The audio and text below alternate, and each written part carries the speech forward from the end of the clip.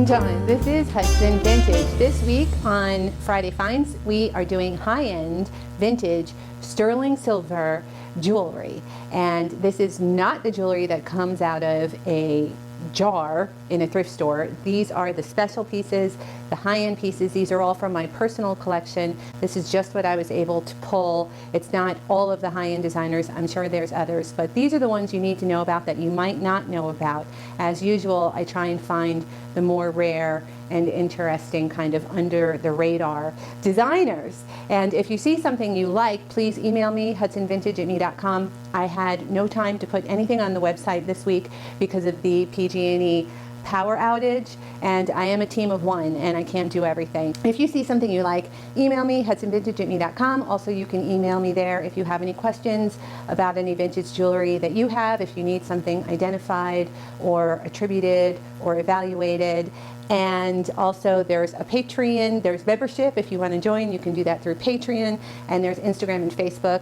That is Hudson Vintage. That's the handle there. And the first piece of vintage high-end designer jewelry that you may not know about is actually what I'm wearing. These are incredibly underrated. This is not signed. This is made in Thailand. This is a heavy, thick, hinged sterling, all hand-carved little mother of pearl flowers, just like they post-set pearl earrings. And then there's prong set serpentine and bezel set onyx. It's absolutely exquisitely made. And here, I'll show you the hinge. There's the, that's what the hinge looks like. It's double hinged, and there'll be a close-up that I'm inserting. But isn't this just incredibly beautiful? That's what the back looks like.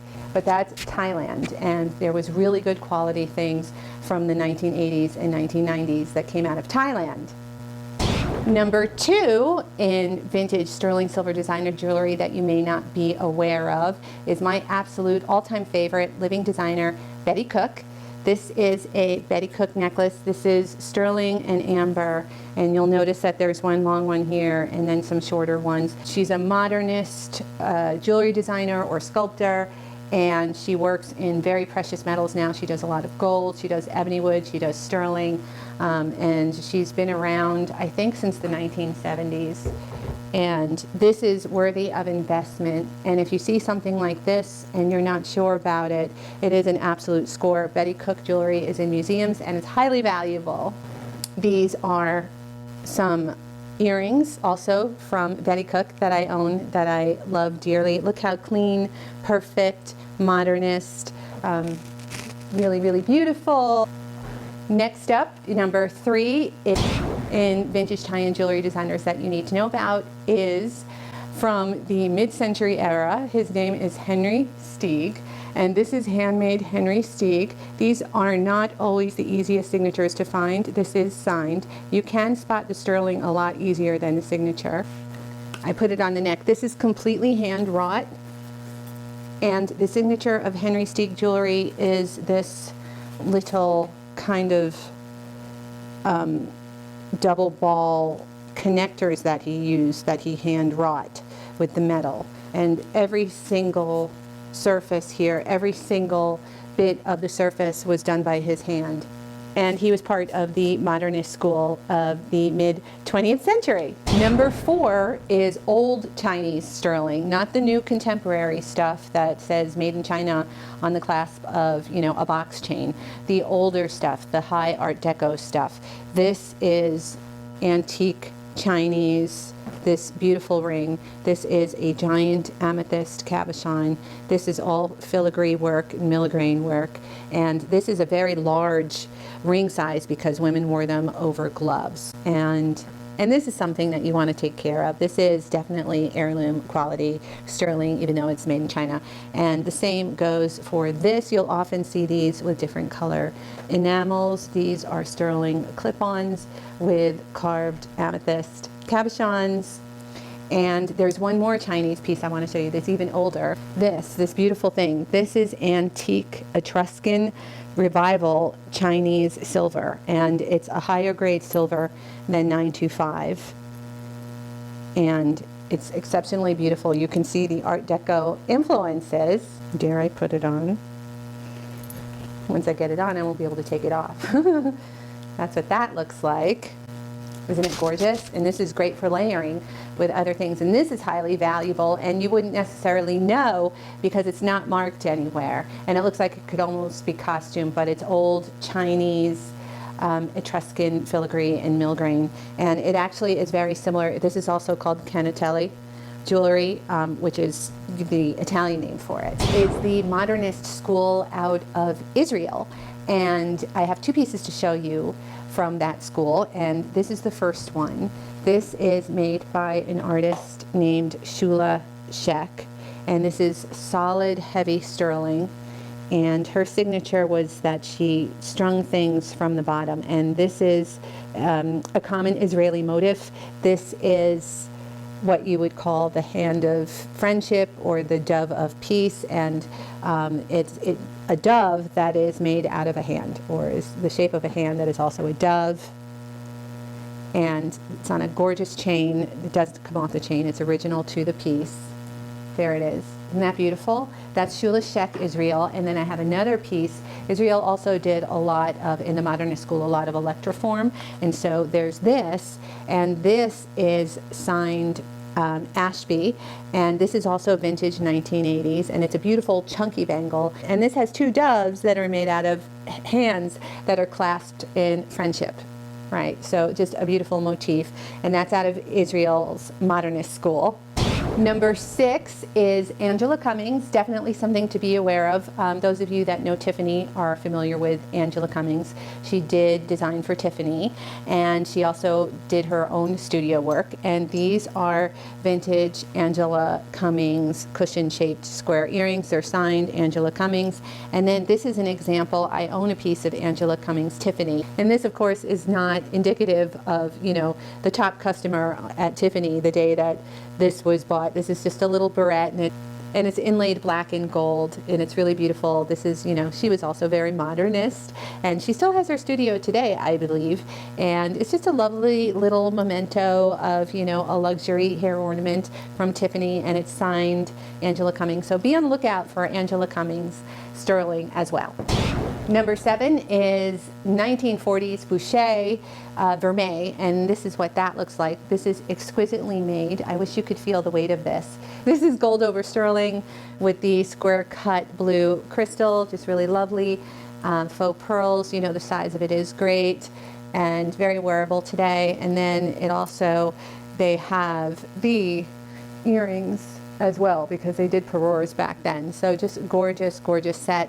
And the earrings could even be made into separate pendants. Adana Langer, or Langer, I'm not sure, it's probably pronounced Langer, L-A-N-G-E-R, and she has shamanic practices, and she does hand-loomed bracelets in the style of Native Americans, except she'll use things like Aubusson rug patterns and precious stones and sterling. And this is one of my favorite bracelets in the whole world. And this is loomed by her and signed by her. They're signed Chili Rose beads. And this, let me get this on. It has a slide clasp like that. Big chunky sterling findings and clasps that are handmade to each piece. These have carnelian cabochons on them, and there's a signature there. And I have the best story about this bracelet. I was in Saratoga, I think it was Saratoga, yeah. I was in Saratoga visiting a jewelry store, which I don't think is there anymore, called Silverado. And look how beautiful that is. And it can also be worn like that with the clasp on the top. And I was visiting and I saw this bracelet, and it was maybe $1,200 or $1,300. And I believe I was in my early 40s at the time, so maybe 11 years ago. And I didn't get it because I was with my sister. And I don't know if this ever happens to you, but sometimes you're with someone and you don't want to buy something if they're not buying anything, and you feel bad. You don't want to make them feel bad that they can't get anything, or, you know, whatever. So I really wanted to buy this, but I chose to call it in. So I called it in that night when I got home, and they said, yes, we'll send it out to you. and they sent the wrong bracelet. But by that time, the one that I wanted, which was this one, was gone. And then 6 years later, I saw it on eBay, and I paid $550 for it. So I didn't get to wear it for 6 years, but look, isn't it exquisite? This has also semi-precious crystals mixed in with the seed beads. And that, her name is Adana Langer for Chili Rose beads. And you can see this has more of just a floral pattern with, isn't that just beautiful? With a green agate cabochon, and they're thick and flat. They're extremely well made. They are really robust. They're not fragile at all. So be on the lookout for her. Number 8 is one of my all-time favorite designers living today. Her name is Nancy Lincoln. She's a sculptor and a jewelry designer, and she made these kind of swoopy, I think these on the website are called trebles. And I don't think she's working in too many precious metals anymore. I think she's doing a lot of cast bronze. But these are sterling and gold, and these are lovely on. These have a real elegance to them, a real gracefulness to the way the metal is smithed. It's very refined. There are other kind of swoopy, spirally hoops that you can find, that were maybe sold by Macy's or whatever. But these are signed by her, Nancy Lincoln, and they have a real gracefulness to them, which is just unmistakable. Number 9 is one of the most important sterling silver high-end hallmarks that you can find. And if you already know about it, great. But if you don't know about it, it's super important, and that's why I'm bringing it up today. And I also have 2 examples to show, which is always fun. And this is it. This is George Jensen. This is an early solid sterling George Jensen pin. These are highly valuable. I suggest you start Googling right now and familiarize yourself with what this looks like. Hobey also did copies of the early Jensen, but it was more of a pressed. This is the back. You can see it's totally solid, and they're just exquisite. They also had a lot of doves, funnily enough. So. And then there's some earrings here as well. These are Jensen also. And they used a lot of cabochons, opaque cabochons. And this is an early earring form.